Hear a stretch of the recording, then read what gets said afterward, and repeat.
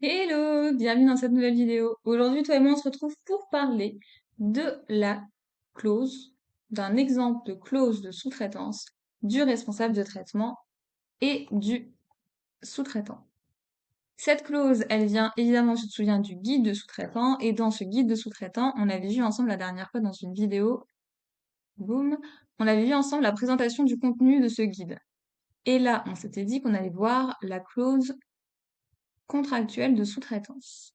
Et donc, comme cet exemple de clause contractuelle de sous-traitance se divise en 5 points, on va voir les 3 premiers points aujourd'hui et les 2 prochains points dans la vidéo suivante.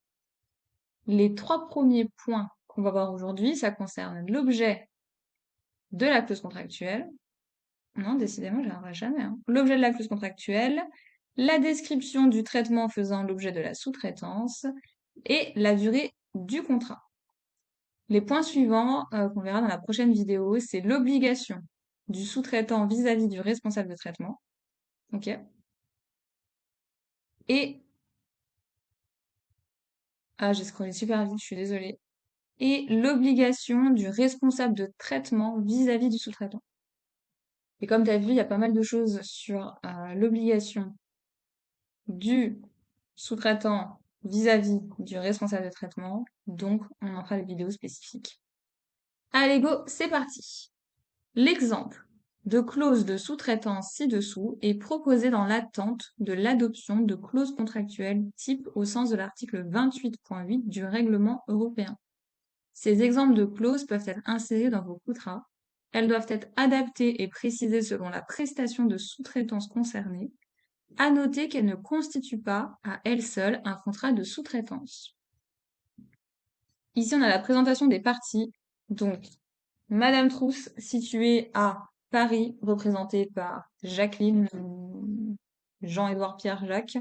Si après, identifié dans le document comme étant le responsable de traitement d'une part, et Madame RGPD, située à Lyon, représentée par Inès Chérifi, dont je suis entrepreneur individuel, si après, identifié dans le document comme étant le sous-traitant.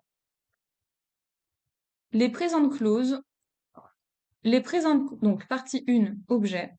Les présentes clauses ont pour objet de définir les conditions dans lesquelles le sous-traitant s'engage à effectuer pour le compte du responsable de traitement les opérations de traitement de données à caractère personnel définies ci-après. Définies ci-après, c'est ici. Dans le cadre de leur relation contractuelle, les parties s'engagent à respecter la réglementation en vigueur applicable au traitement de données à caractère personnel et en particulier le RGPD. Donc la partie 1, donc objet, elle indique simplement pourquoi on est là.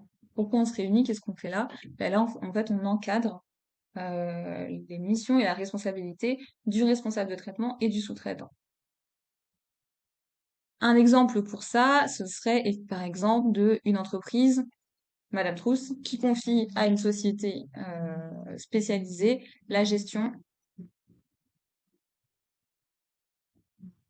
Bon, je sais pas si tu auras entendu, mais il y a une moto qui vient de passer. Donc, c'est la société Madame Trousse qui confie à une entreprise la gestion des paies. Ça, c'est un bon exemple. Partie 2, description du traitement faisant l'objet de la sous-traitance. Le sous-traitant est autorisé à traiter pour le compte du responsable de traitement les données à caractère personnel nécessaires pour fournir le ou les services suivants. Et là, tu mets le listing des services que tu confies à ton sous-traitant. La nature des opérations réalisées sur les données est la suivante. Là où les finalités du traitement sont, et tu expliques. Les données à caractère personnel traitées sont, et tu définis quelles sont les données à caractère personnel que tu confies à tout son traitant. Les catégories de personnes concernées sont, tout pareil, tu identifies quelles sont les personnes concernées par le traitement que tu confies à ton sous-traitant. En l'occurrence, ce serait des salariés, hein, forcément. Pour l'exécution du service objet du présent contrat, le responsable de traitement met à la disposition du sous-traitant les informations nécessaires suivantes. Et là, tous les dossiers RH qui vont bien pour que les RH puissent faire leur job de réalisation de la paye.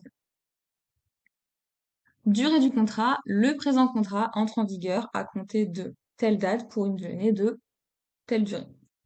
Et on va s'arrêter là parce que tu vas voir, la partie d'après, il faut avoir la tête bien claire et je pense qu'une vidéo de 30 minutes, ça va faire un peu beaucoup sur